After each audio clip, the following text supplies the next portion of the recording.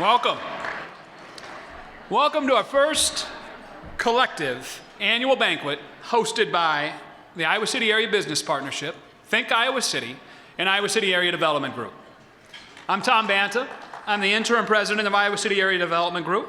On behalf of all three teams and board members, welcome. It's good to see so many familiar faces and a number of new ones. So enjoy the evening.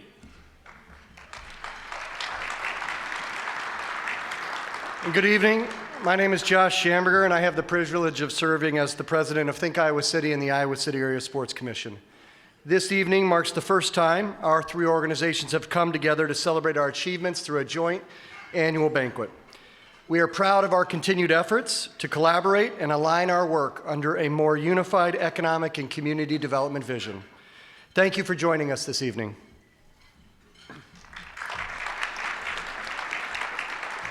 Hello, everyone. I'm Kim Casco, President and CEO of the Iowa City Area Business Partnership, and I'm so excited to be sharing the stage tonight with these two guys who have both challenged me with their persuader-controller personalities and have also been big supporters with their big, kind, generous hearts. So thank you to my partners in crime here. We are going to have some fun tonight. Let me tell you, we're going to be sharing our accomplishments and celebrating our accomplishments from 2022. We're going to share our big goals for 2023. We're going to have President Wilson back up on the stage with us, and we're super excited for our keynote, Rebecca Ryan, who helped guide us, over the past year in developing the all-in vision for our community, and she's just going to bring the house down with her energy and inspiration and future looking forward. So yes, everyone sit back, enjoy the night. Before we dive in, we've got some folks we need to thank. I want to acknowledge all of our annual banquet sponsors. This party would not be possible if it weren't for their generous support. And I want to first start with our lead sponsor, Procter & Gamble, who are sitting right over here, table 8. Yes. So I'm going to do my best podcast-like commercial here for a moment. Procter & Gamble provides branded products and services of superior quality and value, which serve nearly 5 billion people all over the world, and all 500 of you in this room. And they continue to grow right here in Iowa City. P&G, thank you for continuing to generously sponsor this event.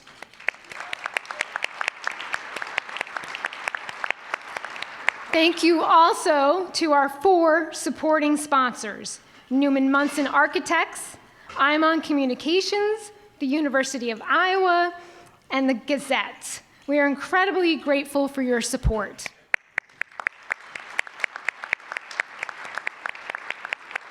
And last but not least, thank you to our many table sponsors for your support and continued investment in our work.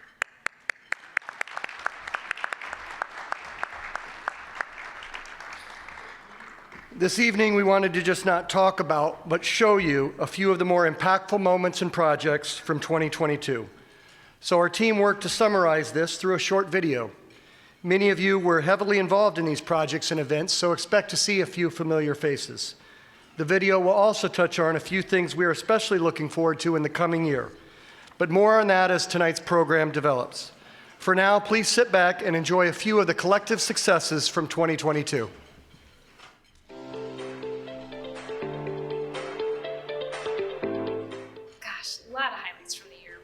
The first one I'll start with is our Small Business Scholarship.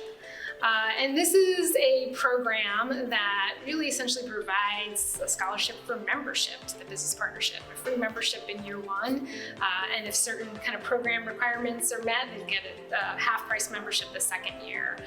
And it's really, an effort to be more inclusive, to engage those who aren't typically members of our organization and really bring them in and help get them connected to resources. Year 1 of the program, we've got 15 enrolled so far, and thanks to Hills Bank sponsoring the program, we're going to be able to take 15 more. A second highlight from the year, I would say, is a couple of the new programs that we were able to launch this year. One of those being our Executive Leadership Program, ELP. It's really for C-suite leaders and helping them to engage in the challenges that they need to these days. And we're partnering with the Tippie College of Business on that. They're fantastic partners. And so we had the first cohort this past year. We graduated 19 folks from that. We've got 22 signed up for the next cohort. Kind of a side effect is just the way it's connecting leaders across the community. The third big highlight, I would say, is,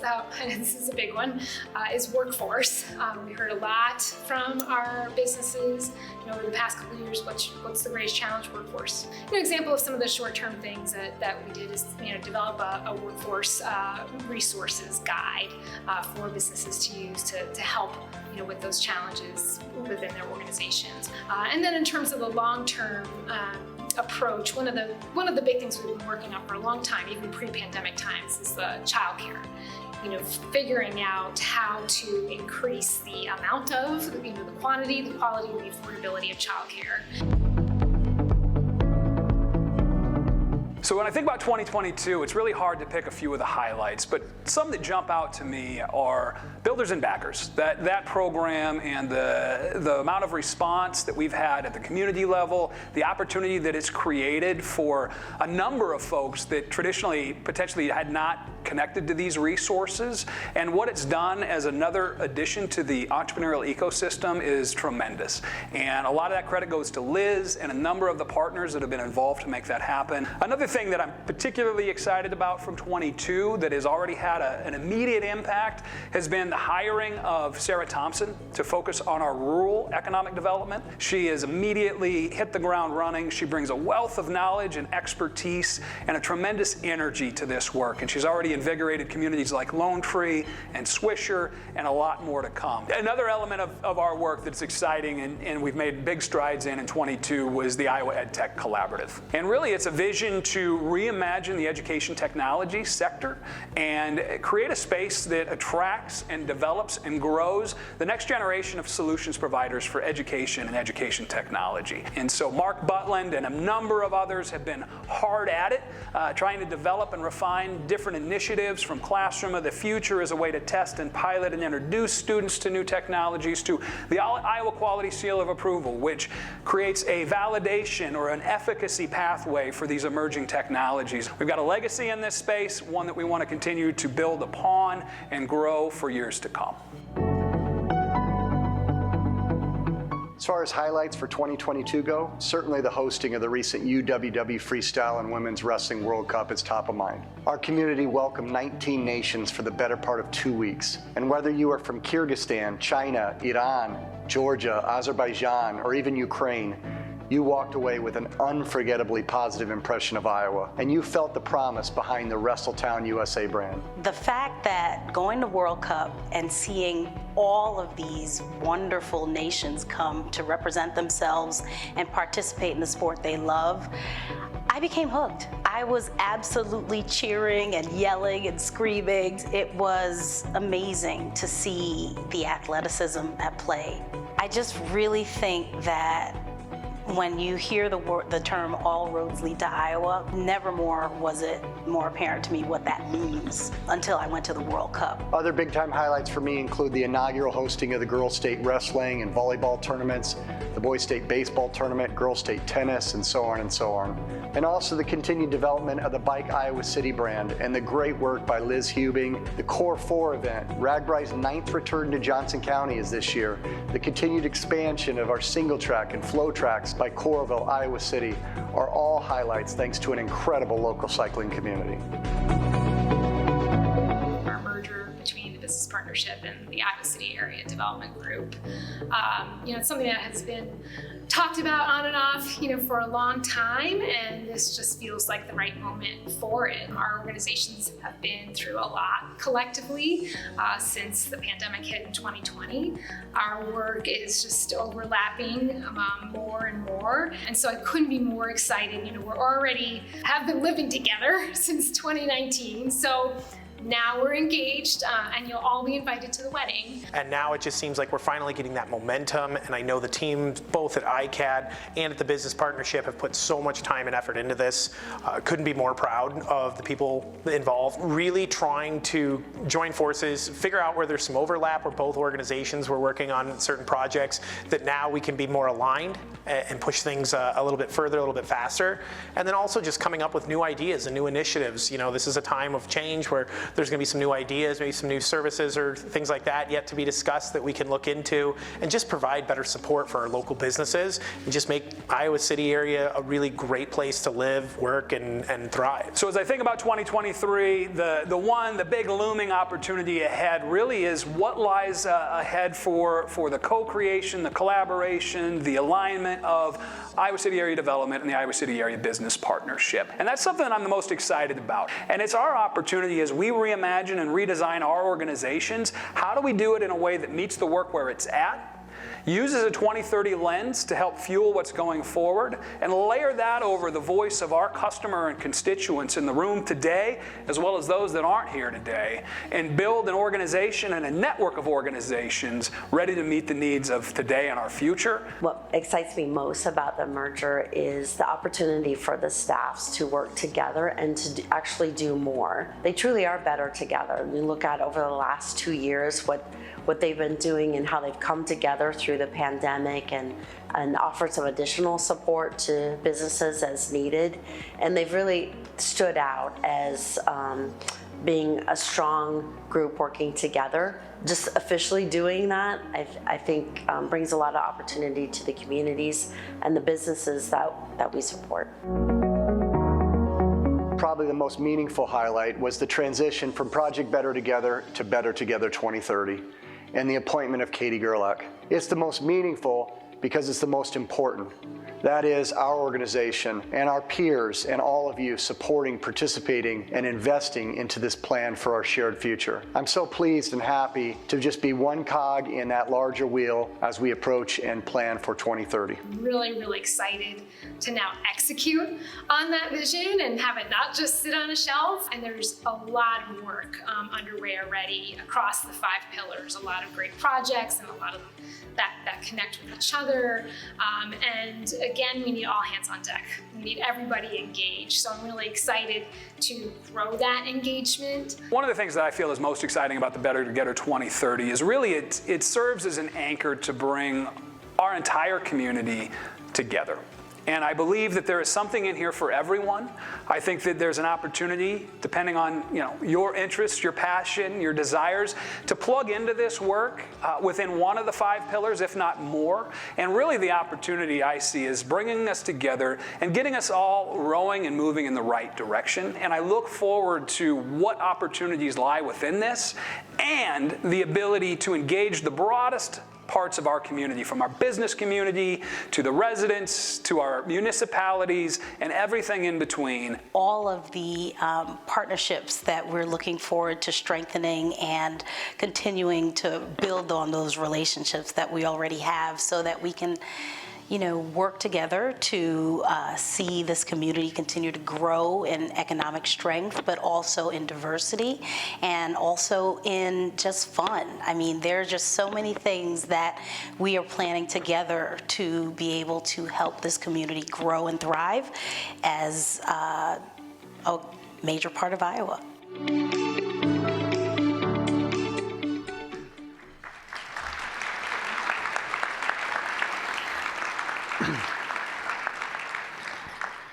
Thank you to my partners at the Business Partnership and ICAD. All 3 of our organizations have tremendous momentum, both individually and in our collective efforts. And we owe much of this to our dedicated and hardworking staff. I'd like to take a moment to acknowledge all of our team members. You begin each day with an incredible commitment and love for our community. You offer tremendous insight, professionalism, and creativity that inspires all of our collective organizations. You make all of us look good. Even Tom. He shaved today. And we truly appreciate all of your efforts to build our community. I'd like to ask each member of Think Iowa City, the Sports Commission, the Business Partnership, and ICAD to stand and be recognized. Thank you for your hard work.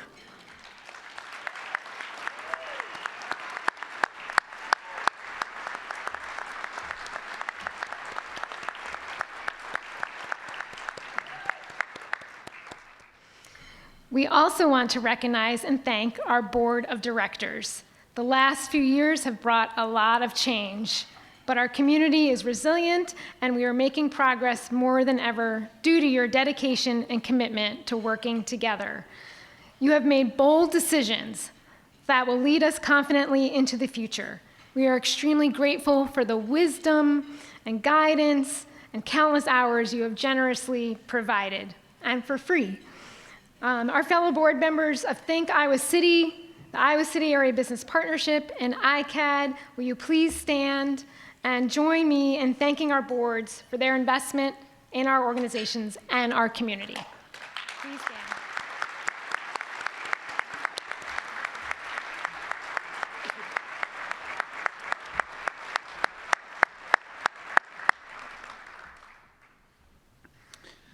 All that we accomplished in 2022 would not get done without all of us. We also want to thank our peer economic development partners. Will the staff and board members from the following organizations please stand and stay standing? The Iowa City Downtown District and the newly formed South District SMID, south of 6th.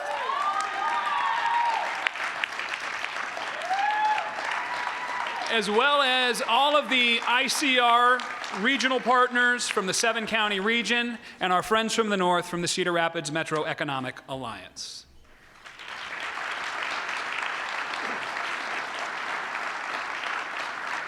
It's a privilege to work alongside you. Together, we have tackled enormous challenges and have seen outstanding progress. Through highs and lows, we truly value your commitment to working together and growing our region. Please join me in thanking this group of community-focused people for their partnership and good work.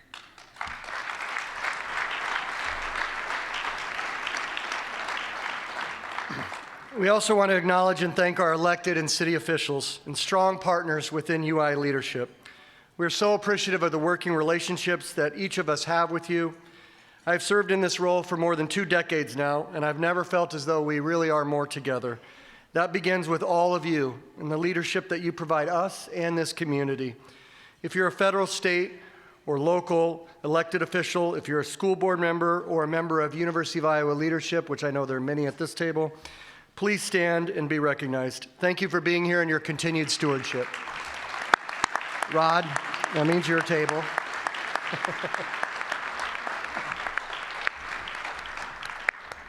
And finally, we want to acknowledge and thank all of you, our members, ambassadors, investors, volunteers, champions, supporters.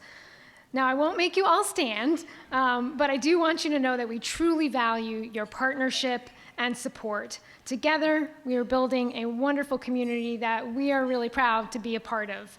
Please give yourselves a pat on the back and a round of applause.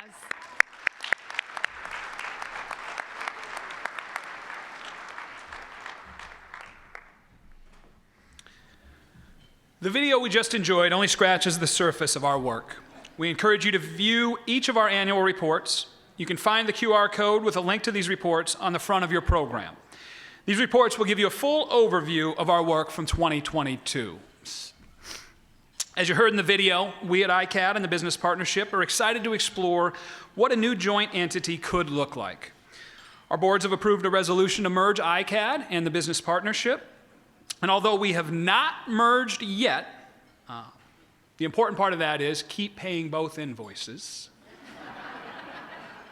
We are beginning the design process for this new entity, and we want your insight and input. To that end, we are inviting each of you to participate in the customer discovery process to ensure we understand your needs and the challenges that lie ahead. This information will serve as the foundation in which we build a joint entity to serve our business community today and for years to come.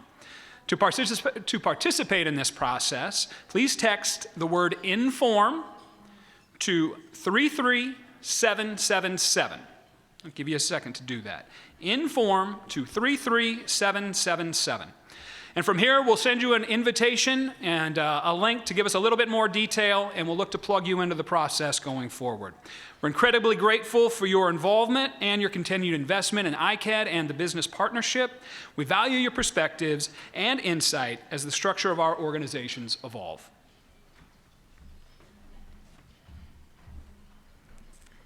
Yes, we're excited for all the possibilities that lie ahead for this merged entity. So like Tom said, please help us design it. So we can brag about our collaborative work all night, but enough from us. It's now my privilege to introduce Dr. Barbara J. Wilson.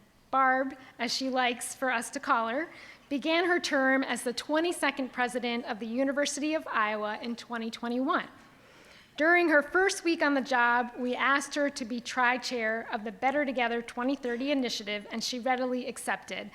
Actually, I think we asked her like 3 months before she started the job, because this picture is in the Think Iowa City vehicle at her house in Illinois before she ever came here. So since then, all of us have been heavily involved in the work of Better Together 2030, as you just saw in the video. I can't tell you how grateful we are to have President Wilson's engagement, insights, leadership here in our community supporting the All-In Vision Plan. Please welcome to the stage President Barb Wilson.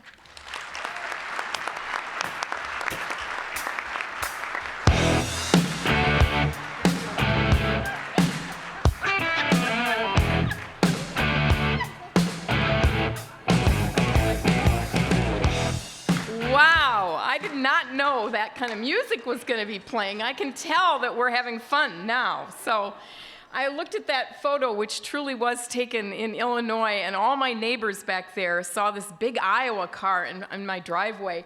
And, you know, it was the first of what I would quickly realize was tremendous partnerships between the university and Iowa City and the communities around us. And as I look at that picture, I think I look a little younger back then. And that was only a year and a half ago, so what does that mean? No, seriously, I'm not going to talk about women's basketball up here, but maybe we could just give a round of applause to our women's basketball team. Wow. And I'm not going to talk about men's basketball, which is also really going crazy right now, yeah? And finally, what about wrestling? Oh my goodness. All right, I just had to get that out of my system. That's not the reason I'm up here. The reason I'm up here is to introduce our keynote, but before I do that, I just want to add my thanks to this community. I can tell you that every single day I meet with students and faculty and staff at the University of Iowa, and I often say, why are you here? Why are you at the university? And inevitably, they tell me that Iowa City was part of what attracted them to this great community and to this great university. And so I want to say thank you to you for that, because you're all part of making this a welcoming, vibrant community for people from all over this country. I don't know if you know this, but 45% of our undergraduates are coming to us from out of state. What a tremendous opportunity for us to be ambassadors and to convince some of them to stay here and sink roots into Iowa and into Iowa City. So thank you all for all the work you do here. When I first arrived, I was quickly asked to become part of this great venture called Better Together 2030. And I remember in one of the earlier meetings I had with the leadership team, I said something like, you know, we need you need us, and the stronger we collaborate, the more we'll attract and keep talent. And I said, we are all in about the University of Iowa. And then all of a sudden, that became part of the tagline for this 2030 project. So I'm really honored that my voice has been part of this and that I've been able to be a real partner to the leaders here. And little did I know it would become part of the name for the vision. We remain all in. We want to continue to recruit the best and the brightest here. And I can tell you, this year's undergraduate class was 13% higher, bigger than the year before. So that's amazing in this day and age. In the wake of COVID and with all the competition out there, for us to bring in a class of new students that's 13% higher is partly because of all of what you're doing. So thank you. And we're going to continue to attract great faculty and staff as well.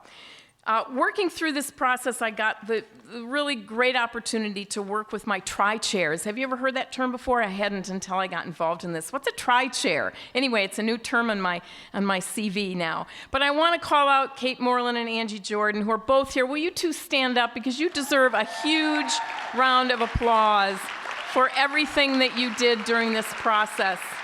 Yeah. Not only did we tri-chair, but we also developed a friendship, and I'm really grateful to both of you for that, so thank you. I'm delighted to introduce our keynote speaker. That's really the main reason I'm up here, not to brag about the University of Iowa, but I couldn't help myself. But I'm really excited to introduce our keynote this evening, and I can tell you that actually in all of our meetings, every time I worked with her, I was on Zoom and she was on Zoom. So the first thing I said to her tonight is, "You're a lot taller than I thought you were." And she said, "You are too." And I thought, nice going, Rebecca, but no, I'm not taller. I'm shorter than you thought I was.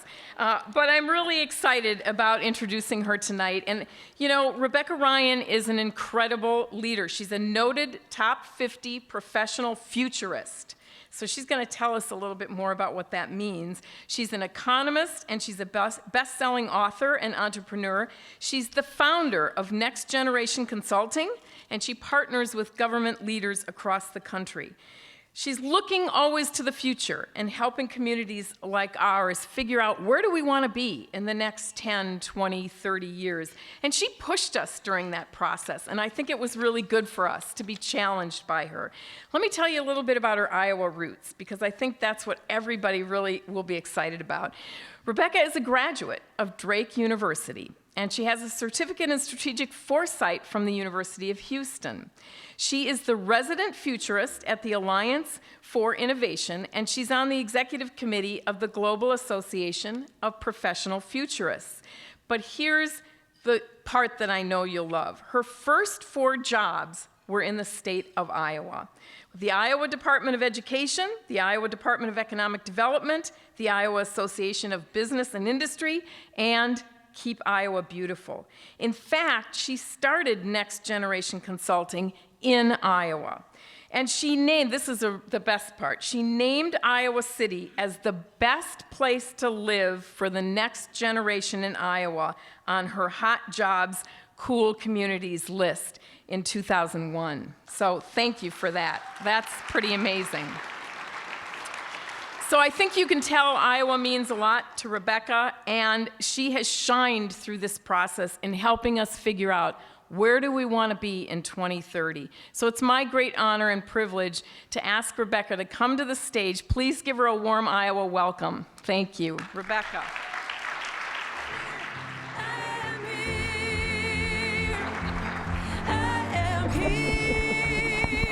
I'm not dancing. All of it's wrong, but I'm still right here. I don't have the answers, but the question is clear. Let me ask you, where does everybody go when they go? Where does everybody go when they go? Where does everybody go when they go? Let me ask you, where does everybody go when they go? Where does everybody go when they go? Where does everybody go when they go? Let me ask you. Yes! Can we just take a beat? I just want to take a quick beat. This community is amazing. This community is amazing. I think about what President Wilson has brought since she's been here. I mean, I live in Madison. I would kill for the president of our university to stand up here for 5 minutes and just, you know, gloat, right? To have a cheerleader at this level is amazing. Here's what else is amazing. You've got 2 organizations about to merge. That doesn't happen in most communities. In most communities, there's just a series of breaking off and breaking off and breaking off. And what are you doing? You are coming together. We have an empty chair at our table. It wasn't intentional, but I often think about if we had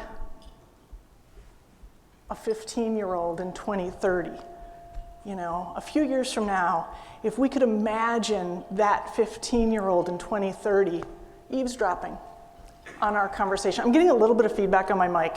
tell me, should I just go to the, she put it down. She's got it. Katie, Katie, Katie. She's keeping it real up here. But to think about, if we had a child of tomorrow sitting in on this conversation tonight, we would have so much to be proud about. You know, the community, when people want to be a part of something that's becoming, and this is a community that continues to become, and you are going to be able to leapfrog the competition now, and already are with an increase of 13% in your freshman class, because you have, over the course of the last generation, been investing in things that are timeless, investing in things that all people value, right? A sense of belonging, a sense of place, and a sense of place that isn't skyscraper and enormous, but a sense of place that is at a human scale. Even coming into this building tonight, it was remarkable, like the human scale, the walkability of this.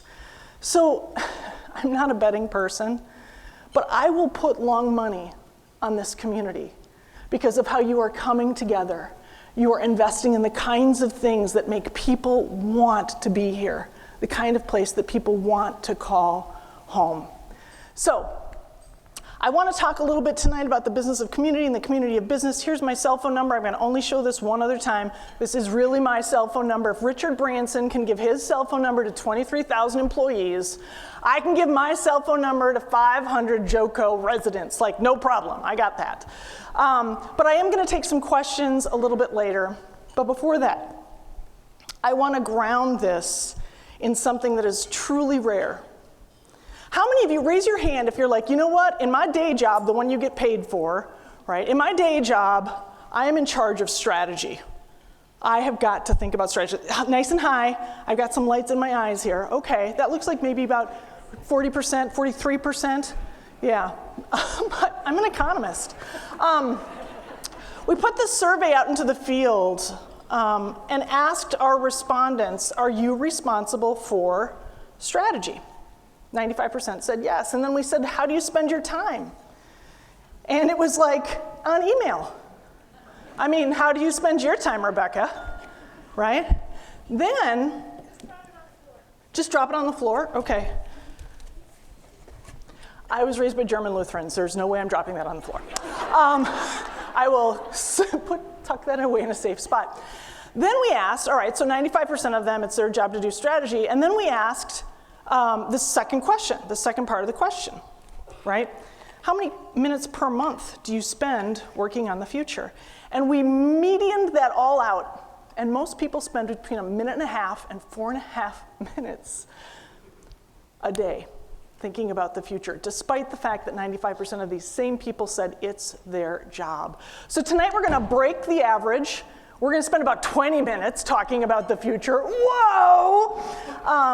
But this is as a backstop to all the 2030 work that so many of you spent hours and hours and hours doing together on behalf of future residents you may never meet. You're building something special here. All right, let's get into it. One of the things that I do as a futurist is I listen for, I watch for weak signals. What's a weak signal? Have you ever been outside walking and like you get hit with a tiny drop of precipitation? That's familiar. What do you do when that happens? What do you do? You look up? Yeah, was it a bird? Right, yeah, exactly. You look up, you look up. I also put my arms out. I don't know, it's like I'm trying to be a bigger surface area. Is there more of that coming? I'm trying to determine if it's a raindrop or if it's like rain or like what are the clouds saying? A weak signal is like that first drop of rain, right? If it grows and more weak signals come around it, then it becomes almost like a rainstorm. And by the time that rain comes into a thunderstorm and people are choosing not to go to their cars or everybody's using their windshield wipers, it is like a mainstream trend. So most of us know the things that are like windshield wiper trends that everybody is thinking about. But one of the things we do as futurists is we listen for those first drops of rain, those weak signals. And some of what I want to do today is share with you some of the weak signals that we're noticing in our shop. And I want to challenge you to think about how this might apply to your organization, whether it's your day job that you get paid for, or whether it's an organization that you love, one that you volunteer for, right? So this is an example of a signal of the future. Does anybody know what this is? Does anybody know what this is? This is actually called a hunger stone. It's on the Elbe River in Europe. And it was written on hundreds of years ago, the last time the river was at this low of a level. And what it says is, if you can read this, weep. Because for prior generations, when the river got this low, there was definitely going to be a famine. So this is a hunger stone. It is a signal from prior generations of what is to come, right? This is an example of a weak signal. Here's another example. This is right out of the CIA Intelligence Analysis Handbook. When the CIA is trying to train new agents, they're trying to train them to listen for all kinds of signals. So this is one of the tests that they give CIA agents. What do you notice that's wrong? How much alcohol have you guys had tonight? Let's break it down together. I didn't get it right the first time either. Let's read it together. Yep, you got it. Paris in the spring. Now you know it. The article gets repeated inside of each of the triangles. Now, if you're a native English speaker and you recognize these idioms, right? Your eye goes right past that, despite that there's an extra word in each one. We all do this. We miss the signals that are all around us in plain sight. And listen, I was doing a briefing for Centers for Homeland Defense and Security about signals and sense making, and the head of the education center, I had 4 quizzes like this, he didn't get any of them. And I was like, I'm sure you have other superpowers, sir. So signals of the future are happening all around us, and they're often on the margins, and they may be things that make us feel one of these things, right? But you know what's interesting is the human condition, especially as we get older, as we think we've seen it all, right? We ignore things that make us feel one of these things. We're like, shrug, right? What futurists do is we pay attention, and we're like, you know, it's kind of like in the electric company. Are any of you old enough to remember that? They had the 9 box, and 8 kids were jumping rope, and 1 was bouncing a ball. Which of these kids is not like the other one? I'm really dating myself here. Thin ice, thin ice. But what futurists do is we look for the kid that doesn't fit everybody else, and we look for what might be behind that. So here are some signals. From my signals panel, I meet with a team of futurists once a week for an hour. We all bring signals around the future of communities, the future of local government, and then I turn that into a newsletter from time to time. So a couple weeks ago, Scottsdale, Arizona cuts off water to a suburb. Now, you might think, what does this have to do with Iowa? Well, a couple of things. One, the language that we are now using to talk about the changing climate is having to be updated. Here's an example. The word drought assumes that you will return to a moisture level that is not drought. But when your state has been in a drought for 25 years, with no sign of coming back, we might need a different word than drought to describe it. So the language is changing. And then what else is happening? Well, this is happening, right? One-way out-migration from California drained U-Hauls towards the end of the pandemic. And what does that mean? Well, here's what that means. You guys went from the bottom half of one-way in-migrations to the top half of one-way in-migrations over the last 2 years, right? Why are people choosing this community, right? Why are people choosing to move one way here? It's because of this huge leapfrogging. There are a lot of communities that have not invested in quality of life amenities, have not invested in affordable housing, have not invested in making communities places where everyone feels like they can belong. and the pandemic, this existential crisis that we have faced, have kind of made all of us look around and say, really? Is this where I want to be?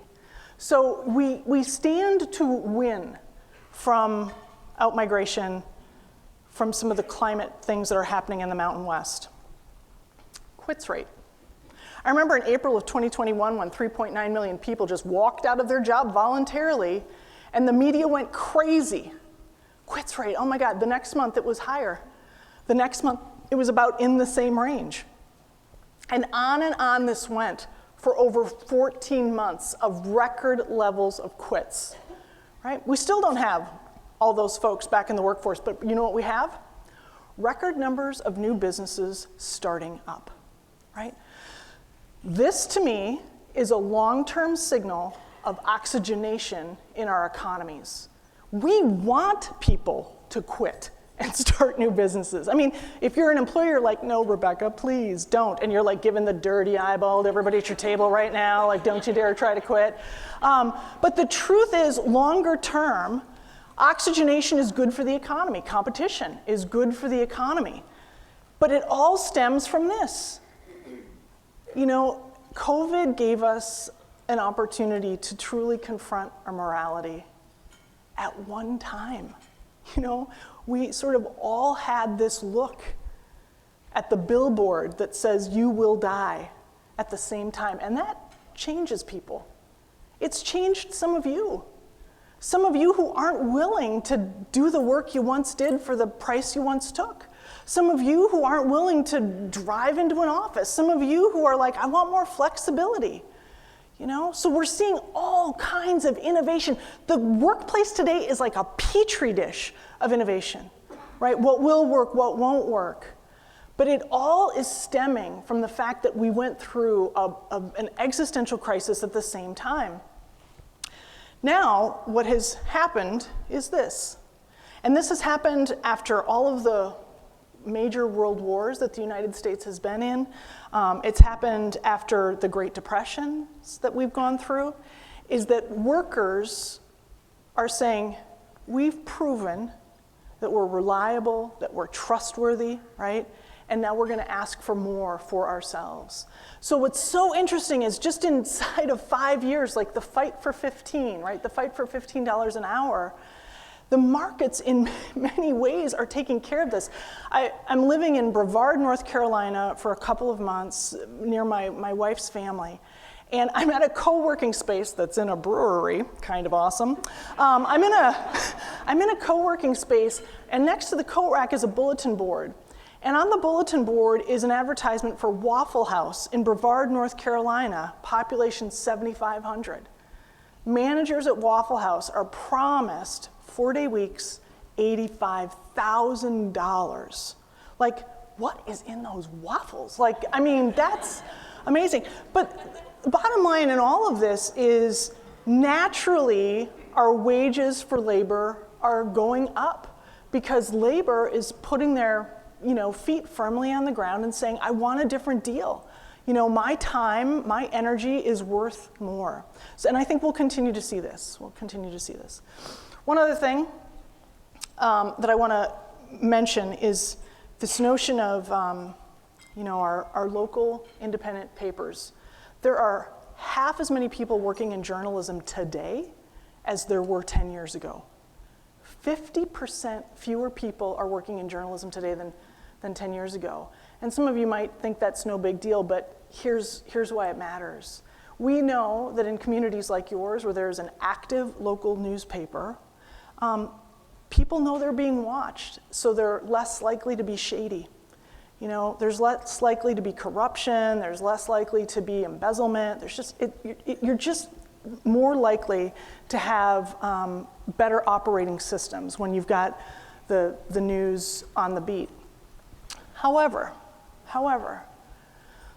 what's happening for many of us is we've transferred our information diet to other platforms that aren't run by local media. And I don't want to come down hard on these social media companies, but I do want to report a fact. And that is, and for the engineers in the crowd, right, algorithms are programmed for an end, right? It's a math equation, right? And we're trying to solve for X. And the algorithms that are driving much of your and my attention when we're on social media sites, right, is programmed towards what? What does it want? How does the algorithm experience success? How much time you're on the, time. It's usually time, right? And we now know from research that the most successful way for the algorithm to win, for it to get more and more and more of your time, is to radicalize you. UC Stanford professor of AI, I met him several years ago. He won one of the most significant futures awards from the Association of Professional Futurists. He's committed his life to the use to studying AI. And this was buried in a lecture that he gave in England a year and a half ago about the algorithm's programming and therefore, how it solves for itself.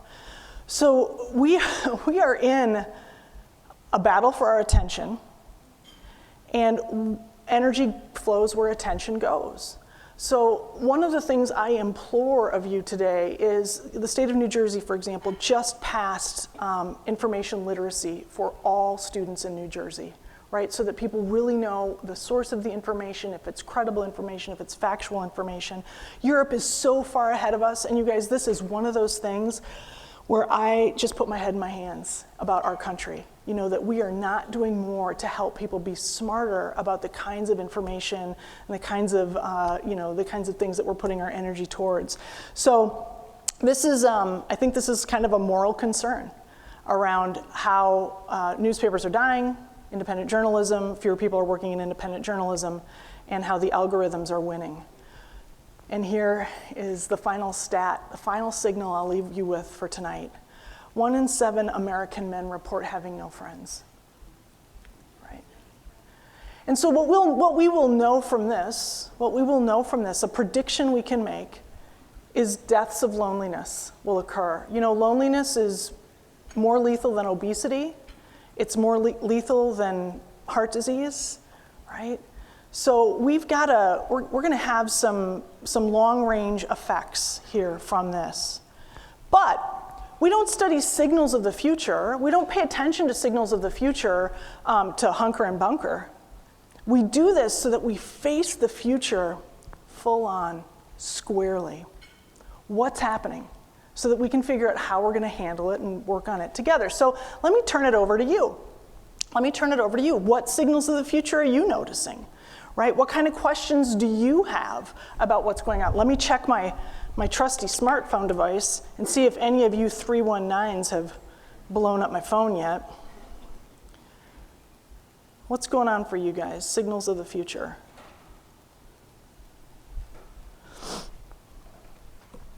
While you're texting in your questions, I want to share an anecdote with you. I've been doing this work for 25 years now. I started my business in the basement of my home in Des Moines 25 years ago. And it was I was also the first place I ever owned a home. I bought my first home here. This state means a lot to me. But I remember being asked to come to a breakfast like this. It was like the annual event, but it was like the breakfast, right? So everybody was having coffee instead of wine, and all the lights were up, not down. And I was sitting at the table like I am here this evening, and I turned to the person on my left who was the chairperson of the organization whose annual meeting it was, and I said, so what's this community's vision of itself? And he said, I don't know that we have one. And it was such an offhanded question, I wasn't trying to stump him, I wasn't trying to trick him, but since that point, and as my business has developed over the years, what I've realized is that if we can take a moment and do some horizon thinking instead of just sidewalk thinking, right? If we can do some horizon thinking and think about where it is we really want to go, and we develop that clear vision, it's like Polaris. It's like that star in the North Star in the sky, right? When you think about the North Star, That's not where we're going, right? Sailors didn't use the North Star because they were like, I'm headed there, right? It's a guidance system. And that's what a strong vision is. It's a guidance system. So my hat is really off to all of you who helped develop the all-in vision plan, because it is giving us a guidance system, right? You've got it right here. 5 no BS, we got to get these things done by 2030 goals. And these are broad enough that all of us can find a way in. Okay, oh, here's a 920. Is somebody else from Scotty up in here? Oh, hello, sir. Well, now I feel like I can't read your thing right now because the anonymity has just gone out the window. Okay, how do we gently challenge upper management who may be resistant to believe in the forward movement that's occurring in our city? Here's what I would say. You can't change upper management. I mean, it can't be done, especially if they don't want to be changed, right? But what you can do is you yourself lead by example, right? Get so excited and so involved that maybe they'll tag along. But your behavior should not be dependent on anyone else's behavior. And I don't know if the question is in here, but I got to say one more thing about like the Johnson County, state of Iowa thing. Focus on what you can control, right? We spend so much time worried about what's happening in the governor's mansion or in the legislature, right?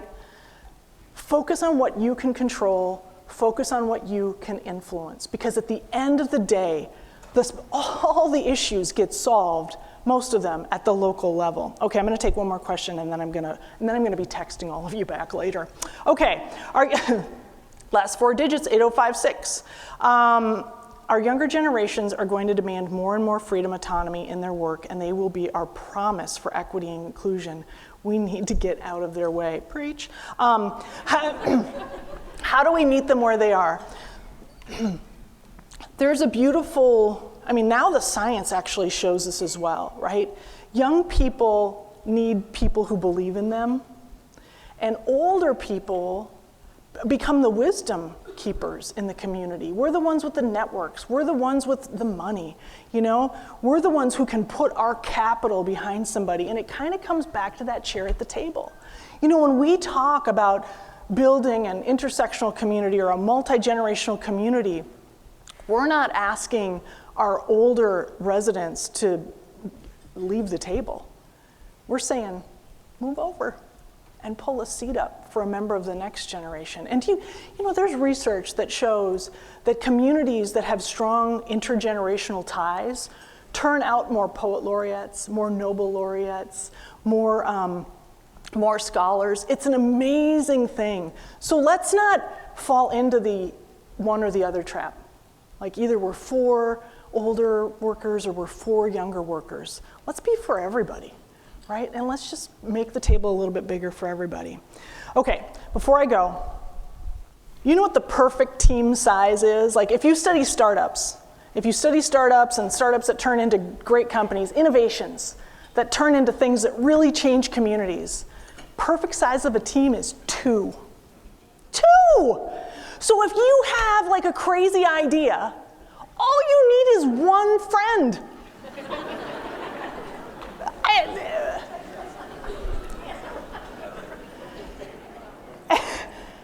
And I really want to emphasize the word lab in collaboration. One of the great things that we talked about throughout the Better Together 2030 process was the idea that we need to start making friends with risk, right? And I'm not talking like gamble all the house money risk, but I'm saying like, let's try it risk, right? Oh, okay, a big clap there. So when you think about these 5 pillars for all in vision, and there's going to be many opportunities for you to be involved, moving forward, who's the one person you want to bring to one of these things and try something with, right? Because, you can start with a domino that is very, very small, and one domino can knock over the next domino that's 1.3 size, 1.3 of its size. So if I start with a 5mm domino, after 29 dominoes, I can knock over the World Trade Center, right? Or the Empire State Building. It's amazing how we can start with these very small steps with one other person and just try something. Here are 3 examples of groups that are just trying something. Fingers crossed, you will build the first in the country 2-story 3D printed house right here in this community. Collaboration.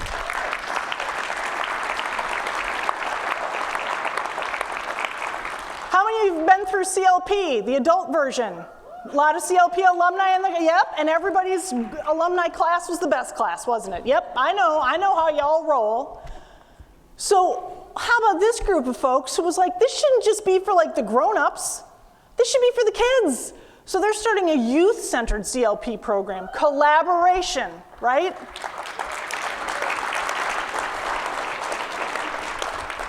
And then finally, I can't wait to tell my community about this.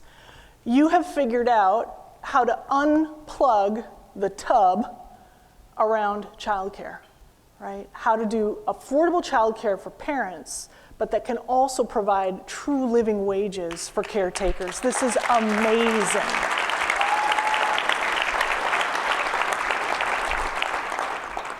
We're putting our hands together tonight because somebody was brave enough to hold up their hand and say, I'm gonna call a couple people, right? I'm gonna get with another person. Collaboration, power of 2, try it, just try it. And with all due respect to this wonderful gal who introduced me, my challenge to you is to ask if you are all in. Thank you.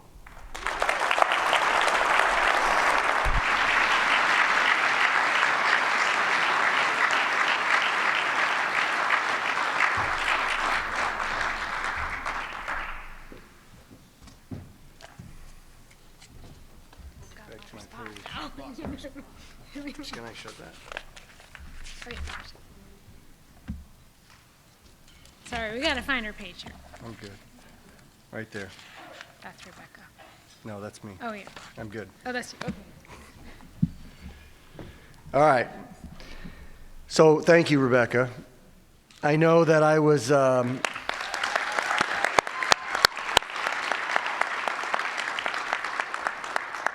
and I asked to play this part because I know that through this entire process that I was your hardest pupil. So thank you. I have such appreciation for the work that you do and the leadership that you continue to provide all of us. You know, we're so fortunate to have your guidance as we've crafted this all-in vision plan. We now encourage each of you to scan the QR code on the back of your programs, and from there you can check out the bt2030.org website to get a deeper understanding of those 5 pillars, those 5 2030 pillars that have been talked about. I know our particular organization is heavily involved in pillar number 1 with the Iowa River and the natural environment and trails.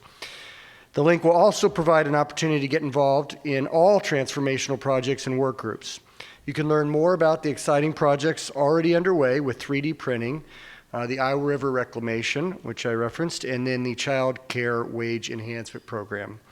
And importantly, you will have an opportunity to donate to or support the work through the Community Foundation of Johnson County, which is our terrific partner headed up by Shelley. You each have unique strengths in this room, resources, and most importantly, connections. And we encourage you to spend some time with our team to identify how you can leverage this community-wide plan for our shared future. Thank you.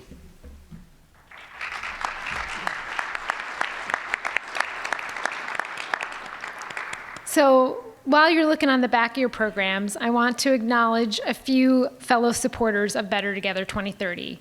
Thank you to Johnson County, the City of Iowa City, City of Coralville, City of North Liberty, the University of Iowa, the Iowa City Community School District, United Way of Johnson and Washington Counties, the Community Foundation of Johnson County, the Iowa City Downtown District, and South of 6. Does take a village. Let's give them all a round of applause.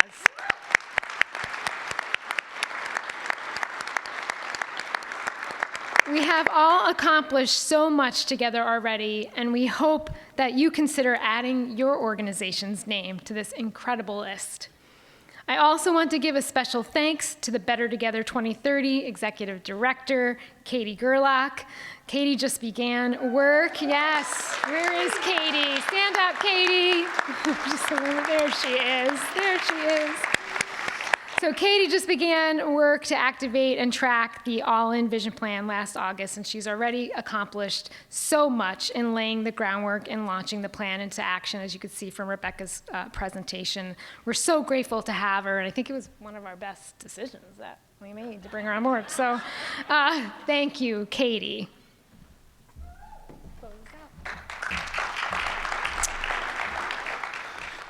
And I get the opportunity to bookend this thing. So in closing, I just want to thank our lead sponsor again, Procter & Gamble. Thank you. With all our other sponsors and all of our other sponsors for making this evening possible. Thank you, President Wilson and Rebecca Ryan, for sharing with us tonight. And thank you all for coming, celebrating, and collaborating with us. We are proud to be working in partnership with all of you to create this outstanding community. Clap, clap, clap, clap.